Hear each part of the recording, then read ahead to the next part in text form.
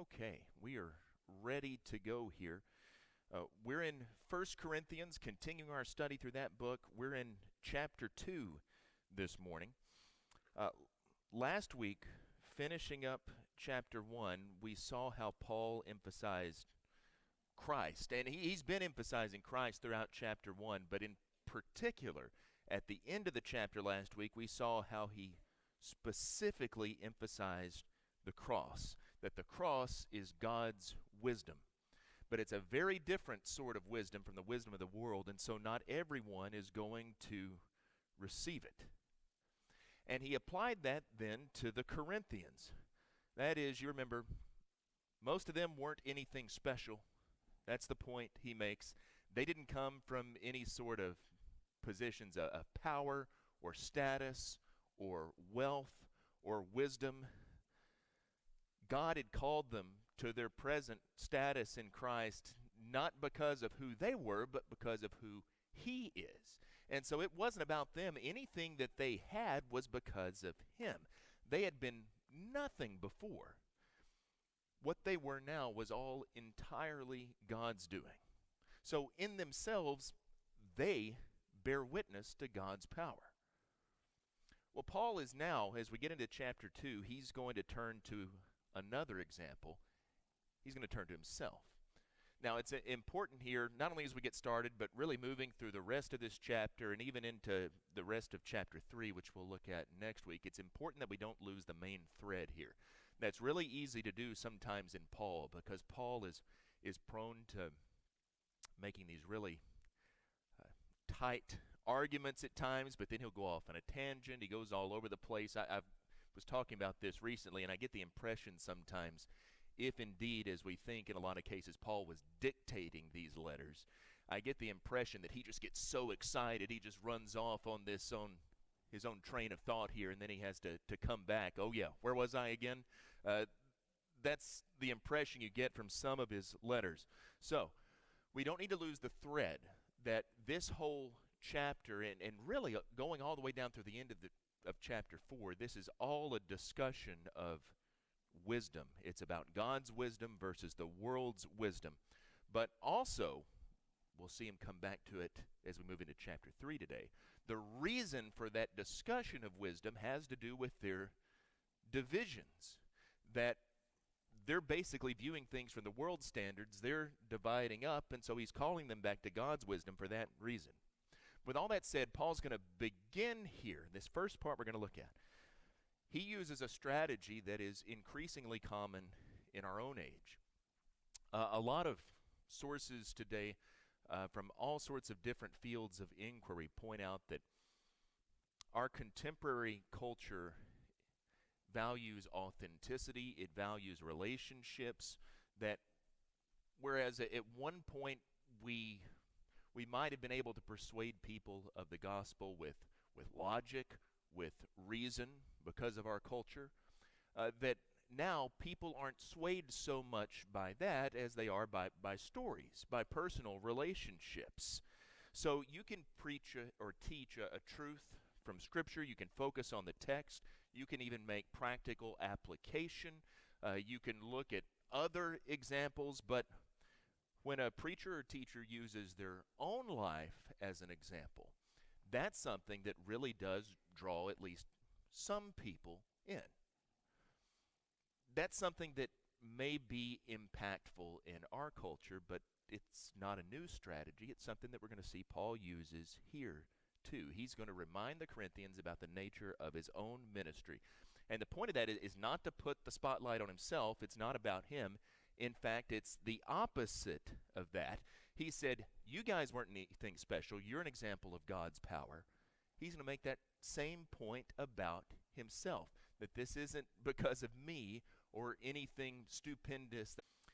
And I, when I came to you, brothers, did not come proclaiming to you the testimony of God with lofty speech or wisdom. For I decided to know nothing among you except Jesus Christ and Him crucified. And I was with you in weakness and in fear and in much trembling.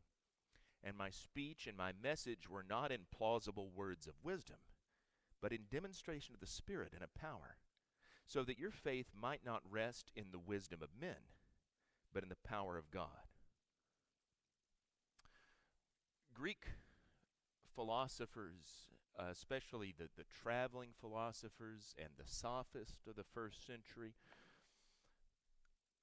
they wanted to make a good first impression. They knew that that had a powerful effect on people, and so they specifically tried to dazzle audiences with their rhetoric.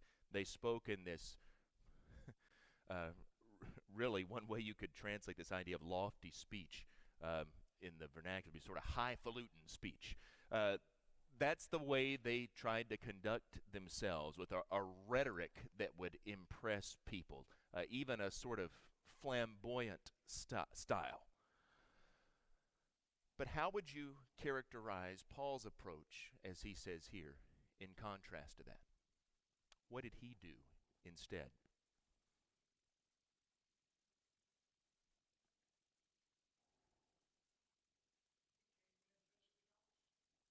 Yeah. What did he focus on?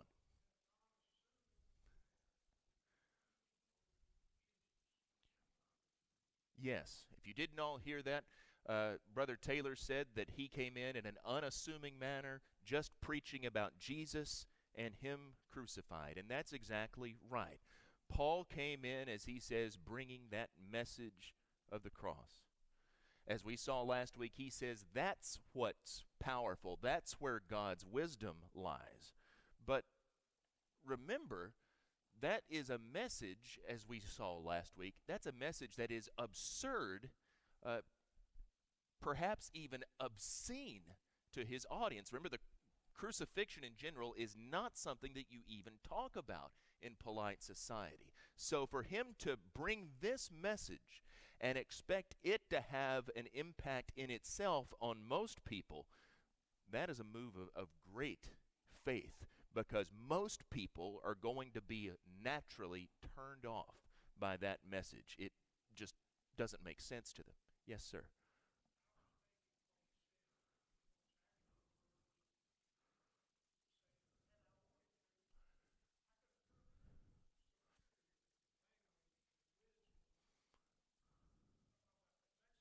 Oh, I think that's absolutely right. That's a great point. Paul could have come in that way with that sort of style, couldn't he? I mean, what do we know about Paul and his background? Now, this is outside of First Corinthians, but what do we know about him?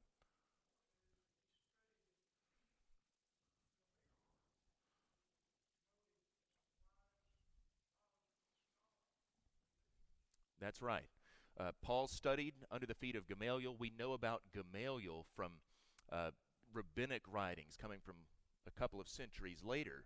But looking back, it talks about Gamaliel as one of these great teachers of the first century. So he was a well-respected rabbi.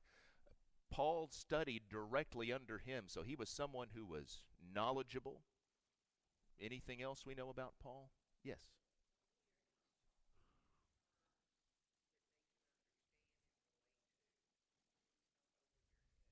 Yeah, he's not. But he could have been in a style that would have attracted them more, right? Because of his education. Not only under Gamaliel, but Paul, coming from Tarsus, he probably studied in a Greek school to some extent growing up. We definitely get indications of that from the way that he writes, the things that he says. Um, if you remember, Paul lists all of his credentials a couple of times, but one place he does it is in Philippians. And he talks about the fact that he was, just paraphrasing here, but he was a rising star, that he was a zealous under the law, he was a Pharisee, he was a Hebrew of Hebrews, so he spoke Hebrew where some of his contemporaries didn't. He had this illustrious lineage. He was from the tribe of Benjamin. He was circumcised the 8th day. He had parents who were faithful, and he had all of these educational attainments. Paul could hold his own in a debate. We see him do that in Acts more than once, both with Greek philosophers on the Areopagus in Athens in Acts 17. We see him doing it with some of his Jewish critics. And we do see him using good rhetoric in his letters. So he's not averse to rhetoric in itself. He shapes his message to fit his audience. You think about how he approaches things in the synagogue in Acts when he goes in and reasons from the scriptures, versus there in Athens when he talks about Jesus from the standpoint of philosophers. His writing uses literary devices. Sometimes he even quotes from Greek poets, both in Acts and in his letters. Yes, ma'am. Did you have something? I'm sorry. I thought you had your hand up. Just thinking. All right. But there is another side to Paul, too. I think it's important we note this. Paul is a scholar. There's no doubt about that. But he's also, by his own admission, he's unimpressive in his personal appearance and in his speech. He's not someone that you look at and you expect very much out of him, evidently. In fact, now, we don't know if this is accurate or not, but there are some depictions that we found of Paul from the 2nd century, so not long after his life, but it depicts him there as a man, sort of hunchback, stooped over, some sort of physical deformity around his eyes, probably due to that incident on the Damascus Road. Evidently, he was not someone who was an impressive speaker, just in terms of his delivery by nature. In Galatians, he talks about his own physical frailties. He does that more than once, but in Galatians, he says he was sick when he came to them, and yet that's not something that put them off. He talks here about coming in a lot of fear and trembling. Now, there's been a lot of discussion of what he means by that. What do you think he means when he says, I came to you in much fear and trembling? He was afraid to speak. Why would he have been afraid to speak? Yeah, I think it boils down to the fact that he's literally afraid here. If you look at what happens to him in Acts and Corinth, there's a whole lot of opposition. This is the only place, as far as we know, that God actually had to give him a vision and says, don't be afraid, you're going to be okay here. But I think he's literally scared of the opposition that he received. That might seem odd to us because we think of Paul as this bold, courageous guy, but of course, courage is not really the absence of fear. It's doing what you're called to do despite the fact that you're afraid.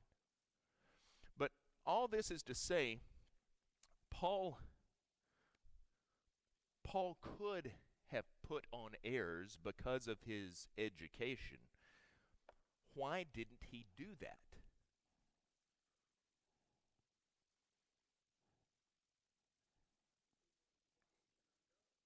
What's that? Yeah, I think that's exactly right. Glenda said he wanted the attention on God and not himself. It's not that Paul couldn't have done some of this, and the point isn't that he had anything against oratory in itself, because he makes use of those skills when called upon. But he didn't try to be something he was not. He didn't put on a show just to attract people that way for the sake of worldly wisdom, because he didn't want people attracted to him as some sort of charismatic speaker and make it all about a personal following. As Glenda said, he wanted the attention to be on God. And I think there's a lesson here for contemporary preachers, for young preachers in particular. I remember when I was in school at UT, I was going to church at the Southwest Church of Christ there in Austin. And Southwest has a preaching school there. And on Wednesday nights in particular, the preaching students would get up and they would do devotionals. They didn't usually preach in the services because they would be going off somewhere to smaller congregations working on that week by week. But on Wednesday nights, they'd get up and do a devotional. And some of them, particularly ones that were, maybe in their first year, you could tell, man, they were up there and they were imitating somebody else. You could always tell when someone was not really being theirself, but they were emulating somebody else's style because it just seemed unnatural. It seemed forced. In some cases, though, people would even imitate the inflections of other preachers. speak the way they, Jesus and things like that, and it just seems so put on there. But even beyond that, we all want to use the right illustration, the right anecdote, maybe just the right amount of humor here, but not too much. You want to make sure that your presentation is all solid. But God often uses people to deliver his message who aren't great speakers, doesn't he? He does that repeatedly in the Bible. Go all the way back to Moses. Moses said, "Why me? I'm not an eloquent man. You want somebody else. I am not a great speaker, Lord." Jeremiah says that I don't know what to say. I'm not a man of great speech. Lots of examples like this. What God needs is not someone who draws attention to themselves with the message, but someone who faithfully proclaims his message and brings attention, like you said, Glenda, to him. But in short, this is about substance, not style. Paul wants people to be converted by the message, not by the messenger. And so he relies only on the power of the gospel, as he says, on the demonstration of the Spirit and of power. That was the only way to be sure that the Corinthians' faith actually rested in God and his wisdom, that absurdity of the cross, and not in worldly wisdom, because he made a presentation here that drew people in. Now, I'll ask this, because this is where we start to get to where this is really relevant for us today, and it overlaps with some things we've been talking about on Wednesday nights recently, those of you who've been here for that study. How have Christians, Paul's talking about how he used God's wisdom rather than the wisdom of the world. How have we today at times accepted the world's methods in spreading the gospel? Can you think of how we've done that? And maybe that's not necessarily a bad thing at times, but it could be too. Yeah, social media, that's obviously something that we use more and more. We use that here, not only with broadcasting some of the things that we do, but we put out notices of events that we're having, especially when we're doing some sort of special event like our homecoming or things like that. But yeah, you'll see others really utilize Twitter and things like that to try to draw people in, create conversation. What else?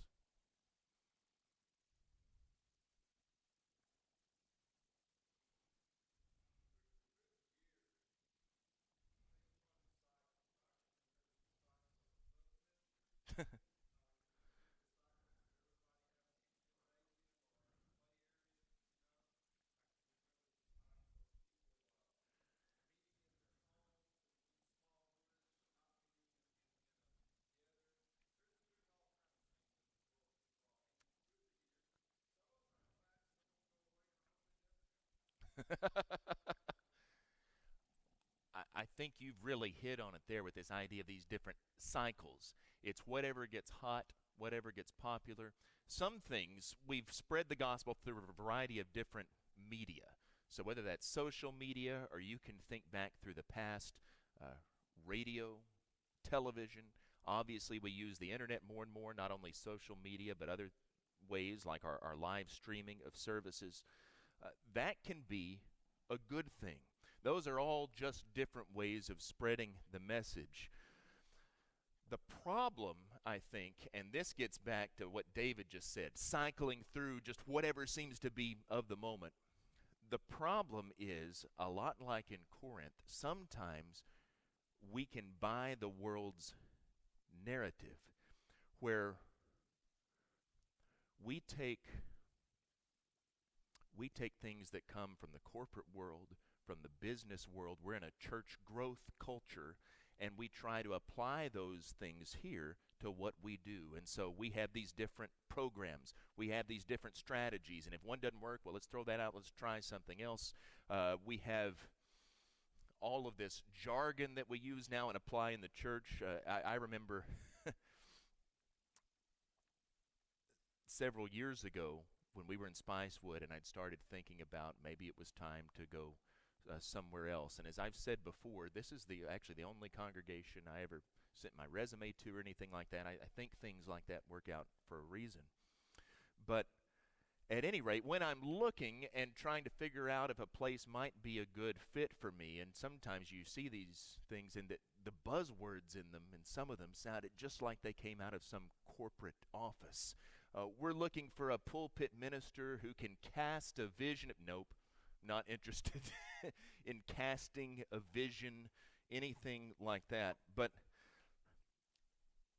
we have these different strategies. We want seeker-oriented services, dynamic preaching, great facilities, and we want to make sure we get the staging and the lighting just right. You see this in a lot of congregation. And that's because we're interested in results, but our results are the same results that the world is seeking, in that we want growth, but all growth is not necessarily good growth. We just want warm bodies in the pews. We don't really seem to know why a lot of times. And so it comes to this point where the church almost exists to perpetuate itself, and we lose sight of what this really is supposed to be about. It's that worldly narrative of success applied to the church. So it's a different cultural setting, but in a way, we struggle with that same problem that Paul's dealing with in Corinth. Yes, ma'am. Now I'll come back to you, David.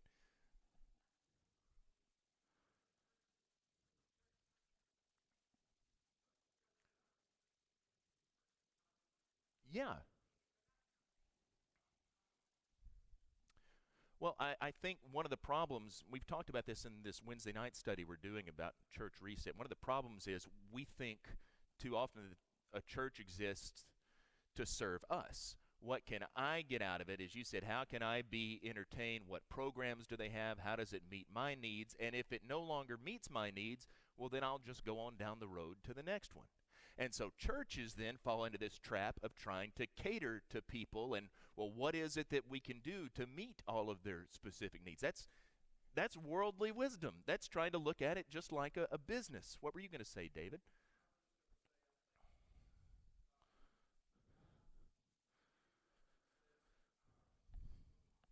Yes, absolutely. That's what it boils down to, because the purpose of the church is not just to fill up the building, it's to actually make disciples, people who follow Jesus. We talked about this Wednesday night. It's about forming people into the likeness of Christ. And the way of Jesus, the way of the cross, remember that's what Paul's talking about here? That's not the way up. That's the way down. You said God doesn't measure success the same way, and I think that's exactly right. To put it a different way, this isn't about success, at least not in terms of the world. It's about faithfulness. And I love the way, this is in a book called Shrink I read a few years ago by a fellow named Tim Suttle. He sums it up this way: the church's job is not to grow. The church's job is not to thrive. The church's job is not even to survive. The church's job is to be faithful. Our growth, even our survival, is predicated on the will and the power of God. The church's job is to be the church. And I think that sums up well exactly what Paul's saying here. Yeah.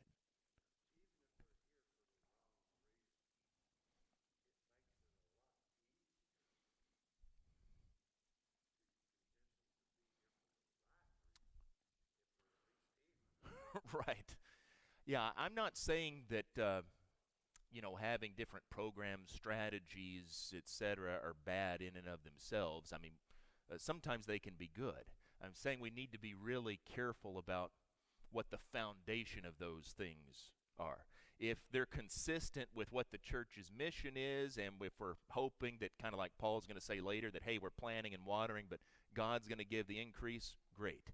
If we're trying to come up with, okay, what is it that we can do to bring people in and make it all about us and how attractive we can be, well, then we're on the wrong track.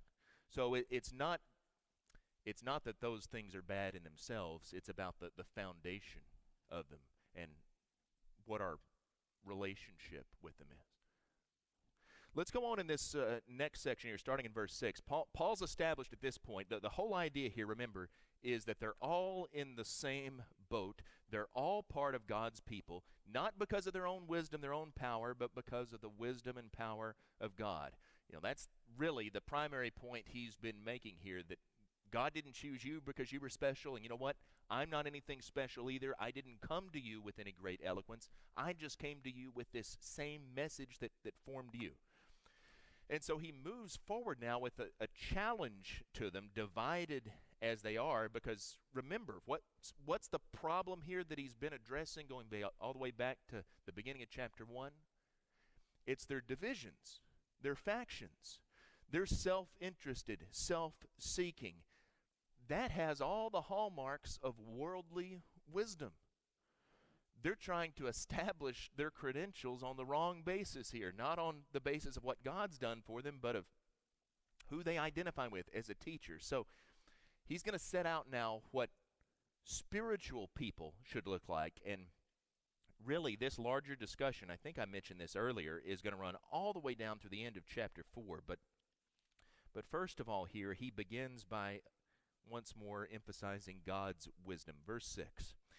Yet among the mature, we do impart wisdom, although it's not a wisdom of this age or of the rulers of this age who are doomed to pass away. But we impart a secret and hidden wisdom of God, which God decreed before the ages for our glory. None of the rulers of this age understood this, for if they had, they would not have crucified the Lord of glory. But as it is written, what no eye has seen, nor ear heard, nor the heart of man imagined, what God has prepared for those who love him. These things God has revealed to us through the Spirit. For the Spirit searches everything, even the depths of God. For who knows a person's thoughts except the spirit of that person which is in him? So also no one comprehends the thoughts of God except the Spirit of God. Now we've received not the spirit of the world, but the Spirit who's from God, that we might understand the things freely given us by God. And we impart this in words not taught by human wisdom, but taught by the Spirit, interpreting spiritual truths to those who are spiritual. The natural person does not accept the things of the Spirit of God, for they're folly to him, and he's not able to understand them because they're spiritually discerned. The spiritual person judges all things, but is himself to be judged by no one. For who has understood the mind of the Lord so as to instruct him? But we have the mind of Christ. So this whole section is a series of antitheses, contrasts between God's wisdom and worldly wisdom. What appears foolish to the world is in fact wisdom to the mature. Now, that's not to say that faith is unreasonable. You know, that's a claim that a lot of people want to make today. Oh, you Christians, you don't have to have any evidence. You just take a leap of faith. I could never be that irrational. Well, people in Paul's day would have made that same claim about the cross. That's nothing new. We've talked about that. But Paul's not talking here about a blind leap of faith, faith for its own sake here, that you just have to believe and it's not supposed to make sense. That's not the point. Some might take this disparaging of worldly wisdom that way and so reject this. Hey man, I just can't be irrational. That is intellectual suicide. But his point is not that this wisdom doesn't have any real roots, but that it's not rooted in the world. It's rooted in God. It's real wisdom. It just comes from a different source. And you notice those different phrases, but they pop up again and again. God's wisdom, the thoughts of God, the things of the Spirit, the mind of Christ. It's real and it's accessible, but it's only accessible to the mature, and it's only accessible by the Spirit. It's a wisdom that the world doesn't understand because it's only been revealed to God's people through His Spirit. And when it comes to understanding, I think this is good question to ask. He says, verse 8, none of the rulers of this age understood this. Why did the rulers of Jesus' day fail to understand who he was? Think about it in terms of the point that Paul's making here about different sources of wisdom. Why didn't they understand who Jesus was?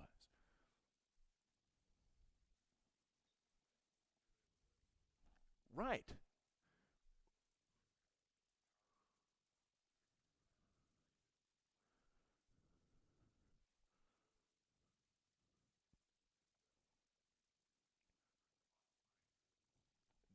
That's exactly right. I know probably not everybody heard that. Robert said that they didn't understand because that's not who they were looking for. They were looking for a completely different type of Messiah, a man who would come in and sit on David's throne and overthrow the Romans, if you're talking about it from the Jewish standpoint. That's exactly right. And to put it in the terms Paul's putting it here, they were thinking in terms of worldly wisdom. They were looking at it from the wrong standpoint. The wisdom of God relies on the age to come. These guys are playing by the old rules. And so what makes sense from the world standpoint is the Messiah to come in and to kill the Romans and to establish his righteous rule there. But that age is passing away. The Messiah's come now with new rules. I like the way George Caird put this. The highest religion, that is Judaism, and the best government, the Romans, the highest religion and the best government the world had ever seen, got together to execute the Lord of glory. Now that's the pinnacle of human wisdom, and they killed Jesus. And the whole point of this is that the present age is one of power and of violence and of death, but the age to come, God's wisdom, the wisdom of the cross, that way down, it's one of servanthood and self-denial and even giving yourself up to die. It's one of peace, not of violence, not of force. So if God's wisdom is secret and hidden, how can we come to know it and express it? He starts talking about this in verse number 10. We can't come to know God's wisdom by normal human empirical inquiry. So how can anyone come to know and believe the gospel? What is he saying?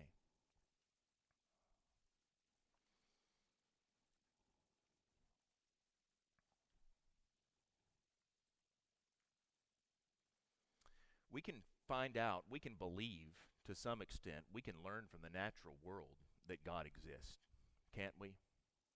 We can go out and you can think about all the philosophical proofs for the existence of God, but you can just think about the fact that because something is, well, either something always existed or some being created this.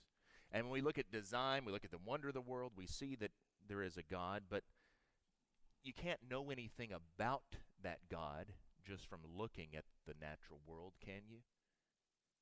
You can't reason your way to knowing anything about God. You can know there is a God, but you can't just reason your way to knowing who he is, knowing anything about him. He has to reveal himself to us, doesn't he? Yes, exactly, Jerry. That's the point. Through the Spirit. God has to reveal himself to us, and in fact, he has done that. That's what Paul says. He has revealed himself through his Spirit. So it's not a source of wisdom that's available to everyone just through investigation. It's God's own self-disclosure through his Holy Spirit. When it comes to understanding God's wisdom, then, how does the person without the Spirit contrast to the spiritual person? That's what he talks about in the last part of this chapter. What's the difference here? Paul sees humanity as being divided into really these two great groups. You've got those who have the Spirit, Christians, and those who don't. what do those who don't have it, what do they think about those who do? Those who don't have that spiritual insight, that spiritual wisdom, what do they think about those who have it?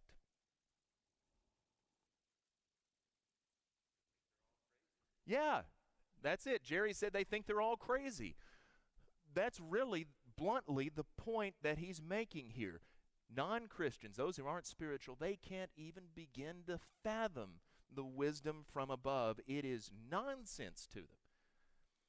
Your unbelieving friends and family members will never quite get what it means to believe in Jesus.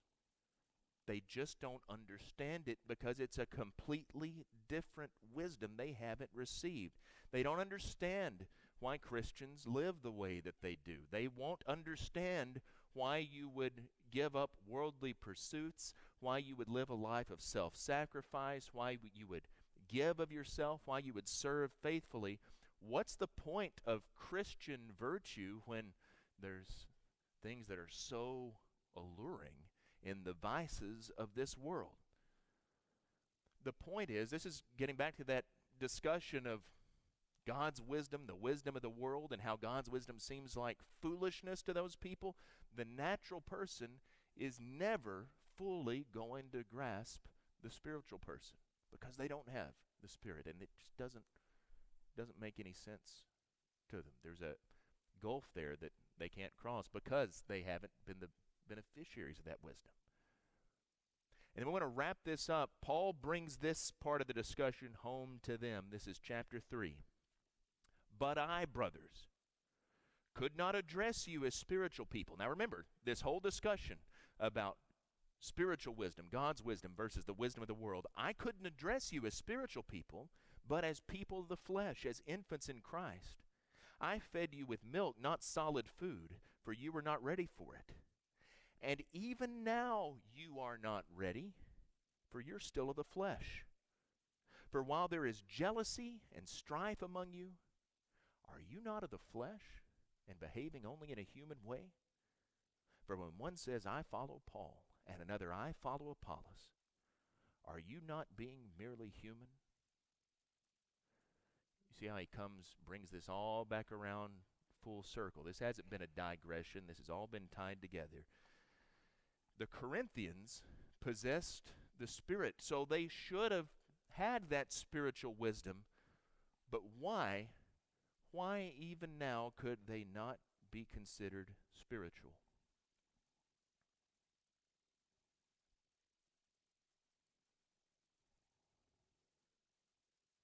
What's that? They weren't ready. Why? What did they value? The world. Yeah, that's right. There's the point. Paul says that they couldn't be regarded as spiritual. They didn't really fully grasp that wisdom of God because they're still playing by the old rules. They're still valuing that wisdom of the world. They're too much like the world around them. They still believe its narrative, its story. They want to be kind of Christian and just adapt that to Corinthian life rather than giving up that life entirely and living for God. They haven't grown up into maturity. Man, that's something that I think hits home for us, because how often can we be guilty of that very same thing? And in particular, when it comes to strife, because that's what he's coming back to here, this division. Why does strife among Christians in particular reflect spiritual immaturity?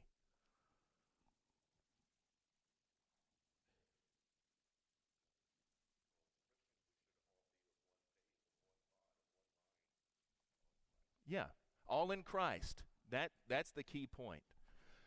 Jerry said that they're supposed to be all one in Christ, but they'd made it about themselves. This infighting about who had the superior wisdom shows that they weren't wise at all because they didn't realize where that wisdom really lay. That's worth us reflecting on, I think. We're basically out of time, but you think about our own situations when we have Our so-called doctrinal disputes often devolve into personality conflicts, and those devolve further into gossip, and all the while we pretend that this is really about doctrine, that we really have some serious disagreement. The very fact that some of these thought that they were the mature ones, that we're the ones who are right, we're the ones who have all the answers, the wise ones, the superior ones, and they're dividing up from each other, that showed that they weren't mature at all, that they weren't wise at all. The very fact that they were doing that showed that they didn't get it, and so they weren't ready for solid food. That's something that I think is worth us pondering in the church today. We're out of time. Questions, comments, anything? Two things. I have the questions, the sort of guided reading questions for the next section on the table out there. I'd encourage you to pick those up. And also, we've got some coffee and other things available in the kitchen back there. I think we're going to start doing that regularly. It's the third week in a row. So if you haven't been back there to check that out, go do it and drink some coffee, visit with each other. Thanks for your attention this morning.